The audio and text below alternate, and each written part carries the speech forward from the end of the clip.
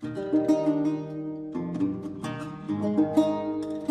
idea of writing a play that represents the African Nova Scotian culture from our area came to me after reading a book called Slave Narratives, looking for ex-enslaved peoples and to interview them and get their stories.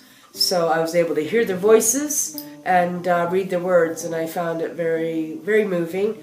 And I thought, you know what, the Digby area has a story, and we should tell that or talk about it in some capacity.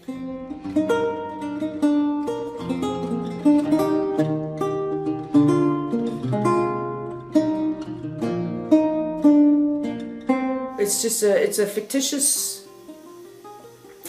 story, fictitious characters based around a historic time, and it just tells of a young girl that discovers her family through a series of letters that were written to Brinley Towne, and her family saved them over 200 years, and she reads them and becomes enlightened on who she is and where she came from, and some of the amazing things that her family did over the 200 years of which the letters were written. They're serious words, and we need to respect that in the word. Yeah. One does have to accept history. And we've had times through history, through all that, and some of it's not kind and some of it's not nice.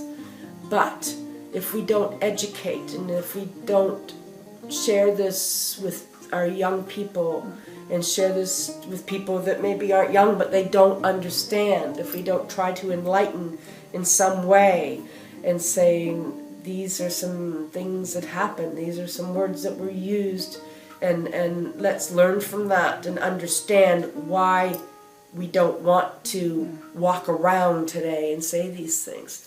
We have 17 African Nova Scotians in the play, participating from ages of 7 years up to 70 plus.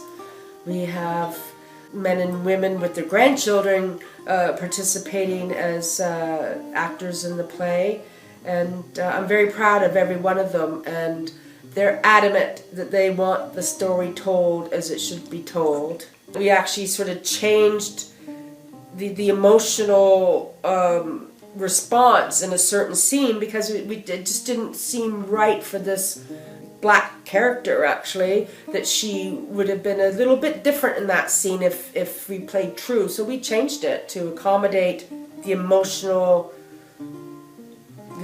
act of that scene. It certainly has metamorphosized from being just my words on paper to being something that's been contributed to by 25 people. That's excellent.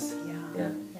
And sometimes you see it from a different aspect or a different point of view, and instead of watching something that's maybe so distant like television, that's very impersonal, to see it in a play where you can almost reach out and touch the people on stage. You can see their faces. You can see they're not perfect, and a size 5 and no pimples. These are real people, and they are part of this presentation. This is not a play. It is a production, and we've done it with words and we've done it with music. It's a little bit of a surprise. I haven't told everybody about that, but.